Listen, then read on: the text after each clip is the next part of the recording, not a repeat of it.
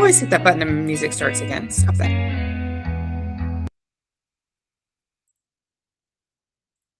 Okay, so if you've not, well, just a basic overview. We're going to talk about STAR math assessment. I'm also going to talk about some other progress monitoring today. And then we'll talk about transition. So we'll just get a brief overview of that. Just remember to take care of needs as they arise, but remember to be an active learner and participant.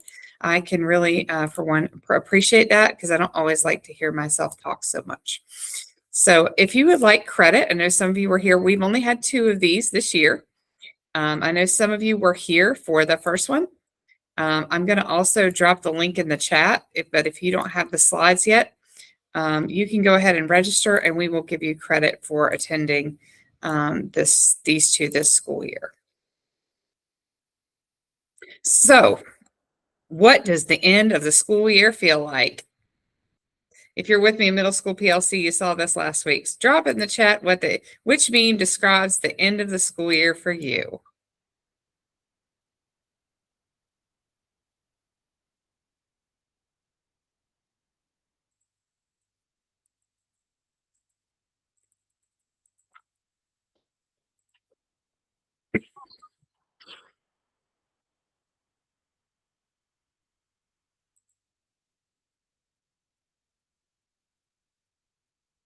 D, yay, we're done. Not long now.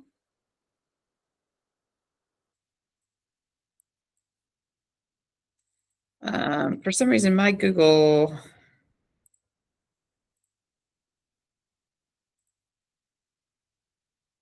Yes, the end is near. My Google internet, I'm at a school. I think they had some electricity issues today. So if I shut off or blip, I'll be back on. Okay, D. Right now you feel B? Yeah, right now it can be a little bit crazy, but these kids, they can be, yeah, I feel like after spring break, the year may as well just end, right? So thank you for sharing if you shared that with us today. Yep, never ends in your round. We just get right back to rolling. Yep, we have the opening. They get a little break, but not much. Okay, so as far as STAR is concerned, there are 2 key STAR reports that I'm going to show you. One of them is the instructional planning report. Is everyone able to pull an instructional planning report? In other words, you have access at your school.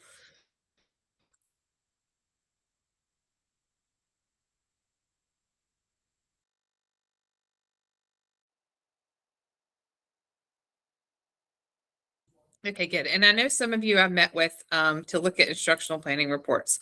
So that is the reason that report, I'm pulling up a Google Doc here where I changed some names. The reason that report gives us the biggest bang for our buck is that it lists the specific skills. So, oops. And they're coming. Things moving slow. It lists very specific skills that kids, this is their starting point. So the skills are very specific. We mostly look in operations, algebraic thinking, and numbers and operations in base 10. Remember, it takes this math, this numbers and operations, to do all the other math you're going to see. Here I filtered out the focus skills. So most foundational for this student would be multiplying 1 digit by a multiple of 10 or up to 90. We have another student, this in the very low range here, suggests that they're ready for instruction and practice, but just working to 10. That's where we want to work. I've had conversations with several schools recently that have had the question about, do I write grade level goals? You know, the parents I've had some conversations about parents wanting grade level goals. Remember, our goals are the things that we do that close the gap to give kids access to grade level. So today we had a conversation about if you're not adding within 100, 2-digit numbers, then when you get to more complicated multiplication, that's going to be very difficult. And if we think of ourselves in special education, our kids go through the tier. Tier 1 is core. Tier 2 is a little bit more intervention. Then tier 3 is a little more. We're tier 4, and we don't address grade level skills. We address the student's needs when they haven't shown progress in intervention. So we got to think of ourselves as tier 4 and close in the gap. And then this student's a 4th grader, showing some things here with adding within 100. So that is always a good starting point for your present level. You can write in there, star data suggests they're ready for instruction and practice. And I think I've shown most of you how to do the, has everyone seen the vertical alignment map and how to trace back that skill or tie that skill to the goal? If we haven't, I can pull up vertical alignment really quickly.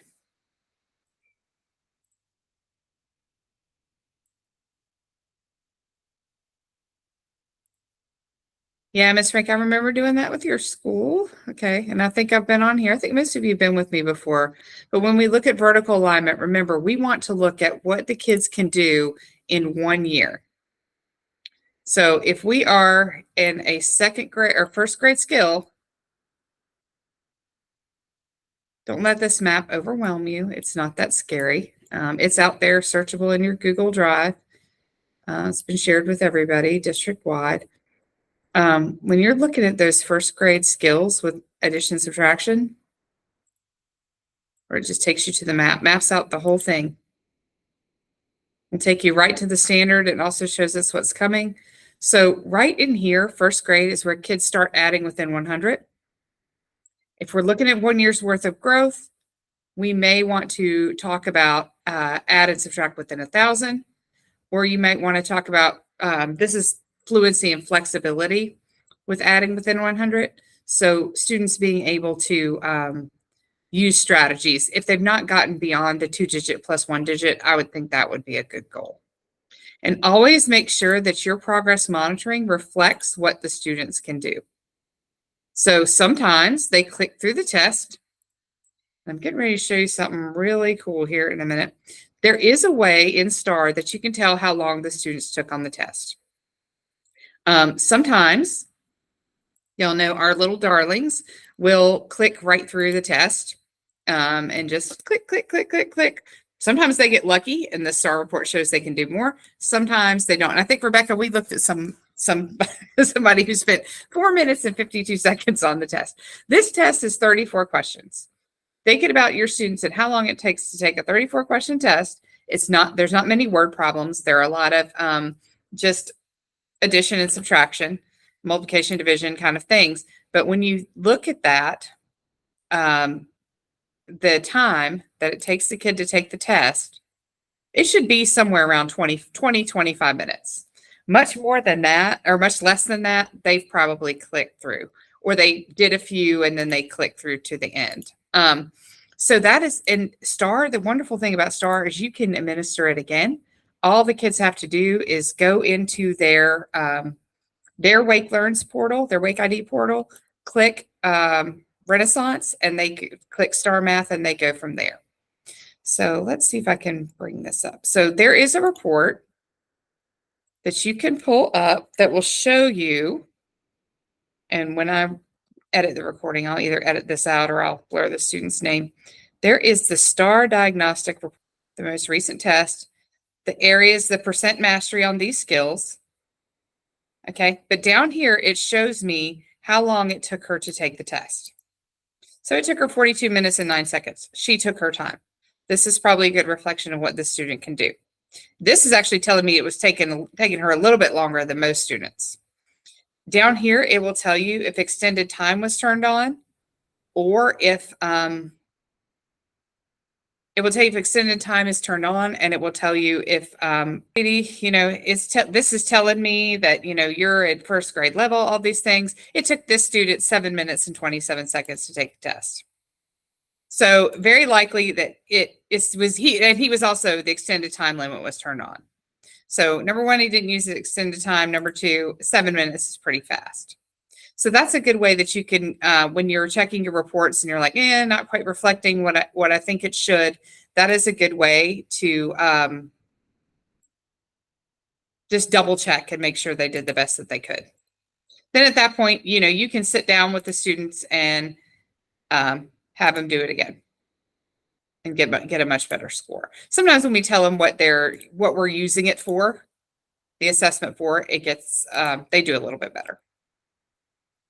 Okay, what other questions do you have about STAR?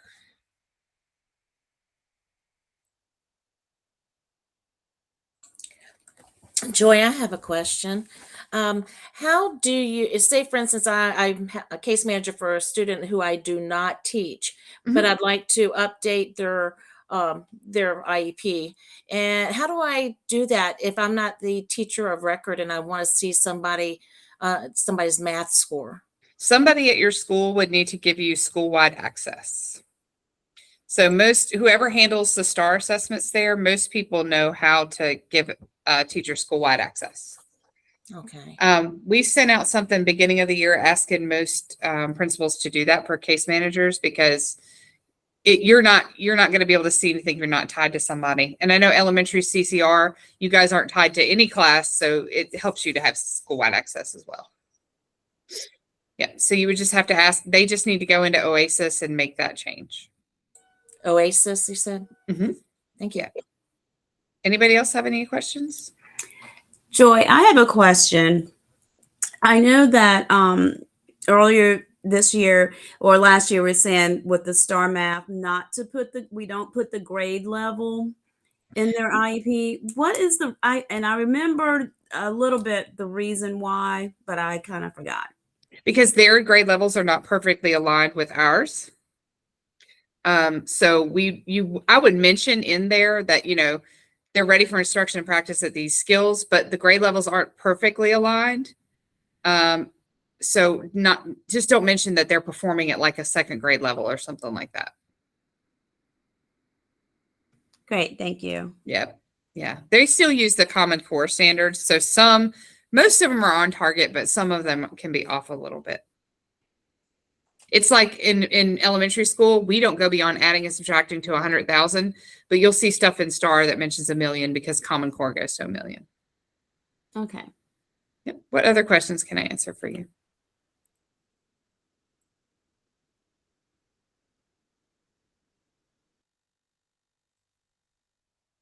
And I'm going to drop the presentation in one more time because I think we had some people join us. But and as far as attendance goes, I just use the attendance that Google Meet sends to me.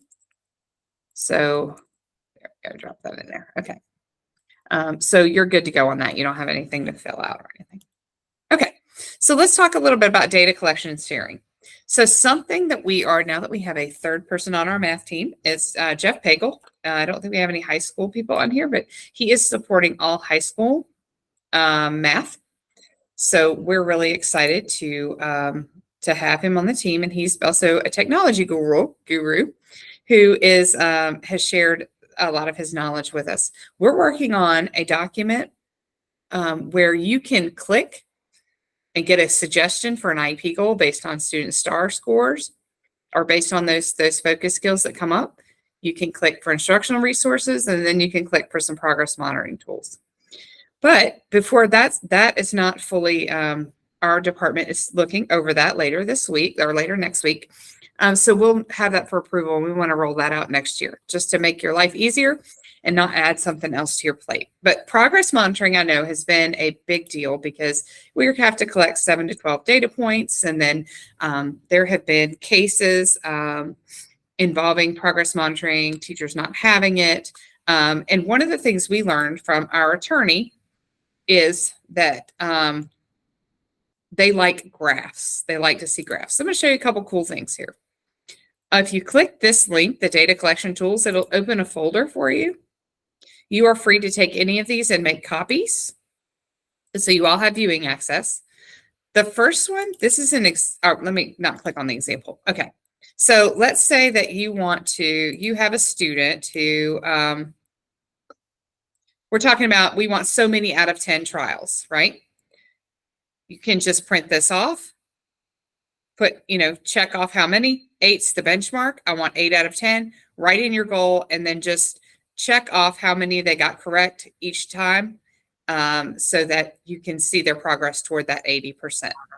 And then down here, you would just put the Share date. what you're talking about? I'm sorry. Oh, it would help if I shared my screen. Sorry.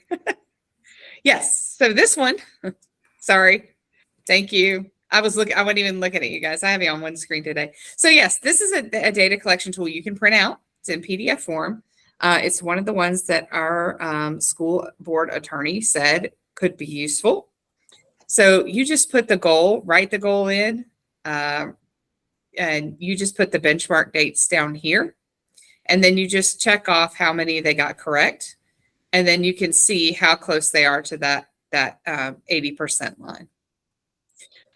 One of the things that we have discussed as a group this year is consistency. You know, sometimes we put in 4 out of 5 trials. So if they get an 80 one day and 80 here and they go up and down, what we want to see is we want to see 80% or higher. So once students have mastered that after some track outs, after some long weekends, all those other things, then we can say, oh, okay, they've mastered the goal. The other data collection tool in there is 4 out of 5 trials. There's that one. And she also dropped an example in here that kind of shows you what it might look like. So they actually circle it and draw and create a graph. So if there were breaks, there are breaks in the day where there was no assessment done, or to show, how they're progressing after the break. I'm not sure why some of these aren't marked with anything. But why there's nothing circled, maybe the student they were absent. See the A's down there at the bottom. Good way to keep up with that attendance and a really good way to keep up with the data. So this was a social emotional goal when working, and we'll request a break rather than pushing materials off the table no more than 2 times per day. So this is a social emotional goal. So it's a good way to track your goal and have it in graph form so that parents can see what's going on, and that anyone else who attends your IEP meetings can see that. So that you are welcome to make copies of those, print them out, and use them. This one, if you like electronic things, you are welcome to make as many copies of this one as you like. This one is really, oh, wait a minute.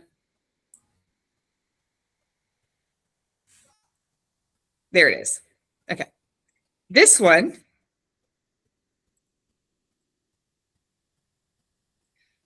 okay, we can all see that one now. All right, it took a minute to load. This one, you can make as many copies of it as you like, but it is really cool, and I'm going to show you what it does. You would just put in the student's name and put in their goal, okay?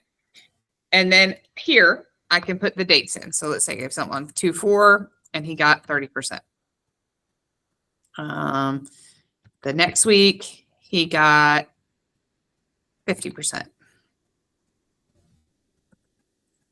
Next week, we got 65.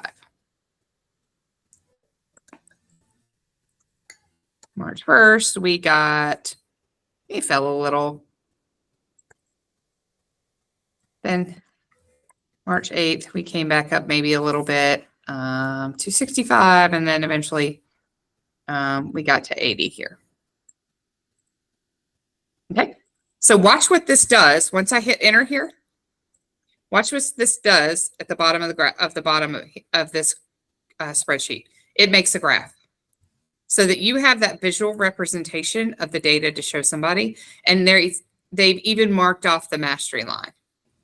So we can see the upward trend, the little dive we took, and then they're making mastery. So before you consider a goal mastered, you're going to want to see that line all the way across. So because you came today, you get, and it even puts the dates down here, which is really cool. Because you came today, you get access to all those data tools that you can start using end of this year and hopefully come into next year pretty strong with them. Will we find these helpful?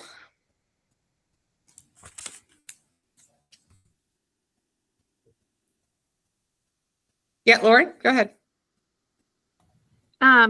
If you do use these things, do you actually include it with the IEP or just include it in their green folder?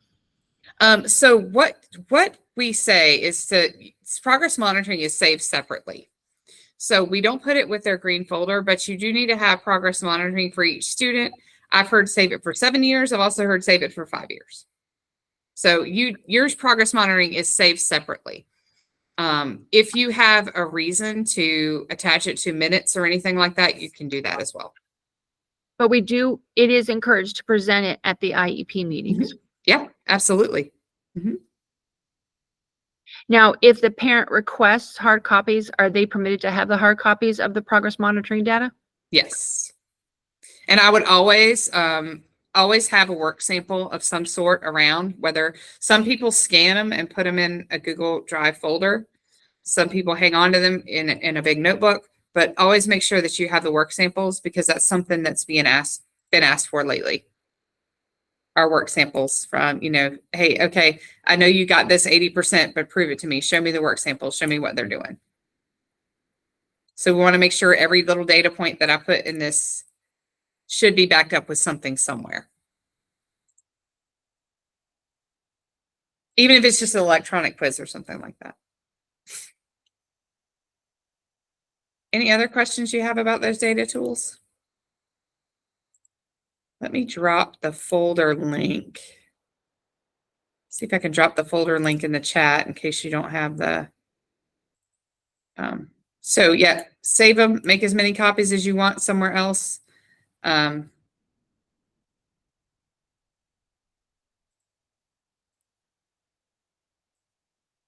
don't let progress monitoring scare you too much. Any other progress monitoring questions?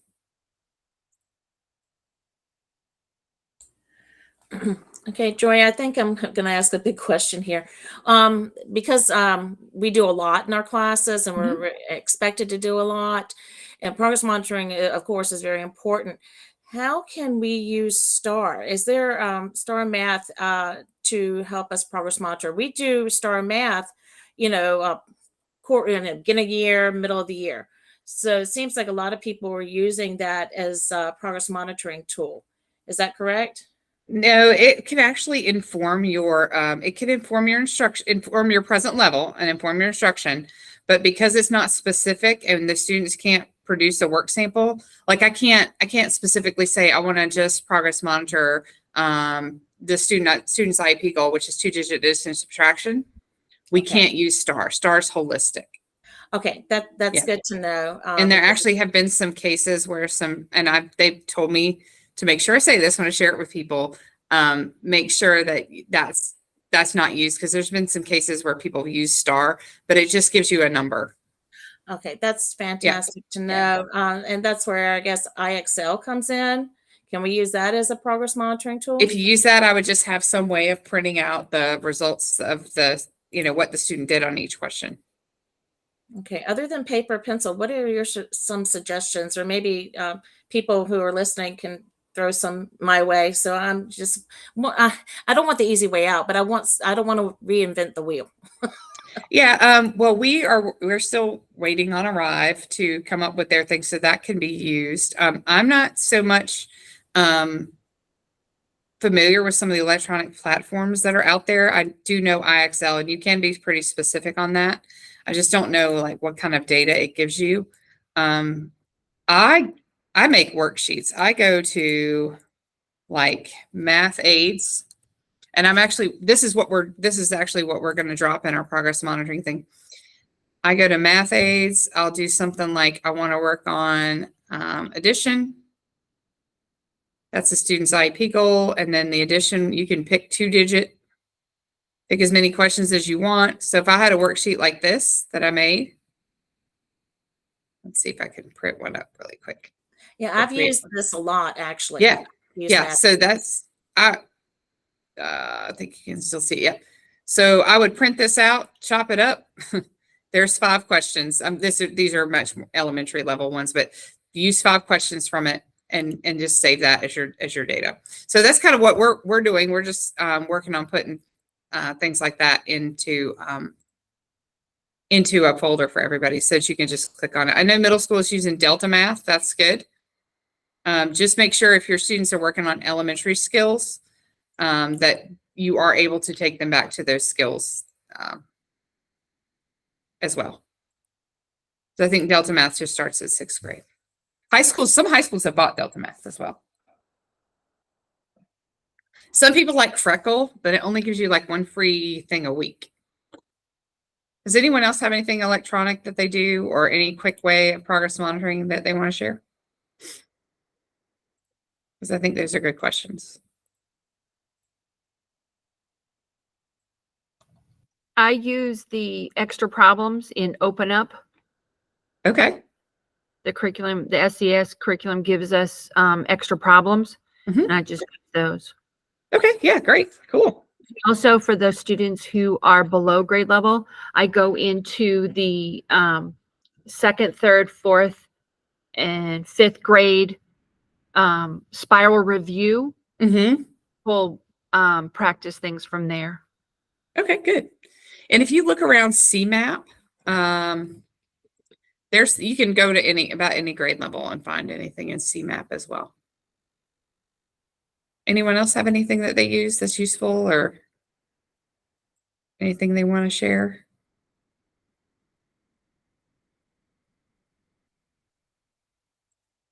Okay, so next I'm going to share with you our transition guidance document. We've asked our CTs to share this with you, and I hope they have. If you want to, let me share this in the chat with you all too. We have created a document to help you guide your work in helping place students from elementary to middle and middle to high to help place them in the right math class. Now, there's a lot of data that comes out in here, and somebody shared with me, they were like, well, it was an elementary school that said, from these test scores, every one of my students would be in essentials. I want to caution you on that because what we look at the whole child. We look at if this child is low, yes, but can they progress with some supports in place? If you're on the line, I would always go least restrictive first. I would encourage leading toward least restrictive first. It's much easier to do that than put a student in begin a student in essentials. They do transition out, but it can take some time. So we're looking for a student who are struggling to progress, meet these criteria, but are cannot progress with structures and supports in place in the gen ed classroom. So in other words, in here, we put our little note, it's not superseding any discussions by the IEP transition team on the best place possible, okay? So if we look at the middle school table, if you have access to the number knowledge test, it's really easy. You ask questions, it's verbal mental math. If you would like me to get you a copy of that, shoot me an email and I'll put one in courier to you with the chips and all of the prompts and everything. But typically a student in essentials would be scoring at that very, very low part of STAR. So you're going to look at their historical STAR, they're scoring very low. They're in that yellow range on the low end. Their NKT is 20 or below. That is like typically first grade or lower. And not being successful on the EOG. When you're considering put students, this means Math 6 ICR with SDI in a specialized setting. Not everybody calls it CA, but this is CA. So they're going to be an ICR with CA if their scores fall in this range.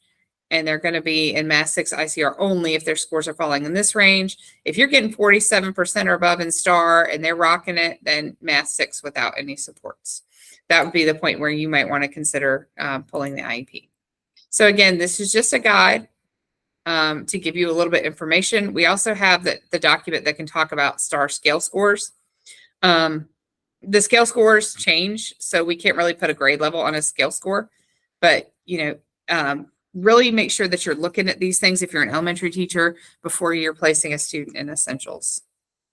As far as this just kind of explains what Math Essentials is and then places the chart there. When we're looking at transitioning to high school, not everyone, if a student is going to be in OCS, they're automatically going to be in the Foundations of Math and the Math 1. When you're looking at your gen ed students, or well, OCS is gen ed, but when you're looking at your students who are not in essentials, same thing. If they're 10% or below on that star, they're still struggling. You've given the NKT, they're struggling with their middle math and addition, place value. We definitely want to put them in intro to math if the school offers it. Not all of the high schools offer the same math class. Foundations of math is a little bit higher. Most schools offer that one.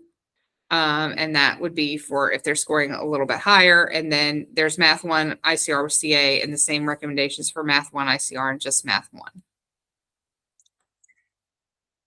So what questions do you have about our transition document?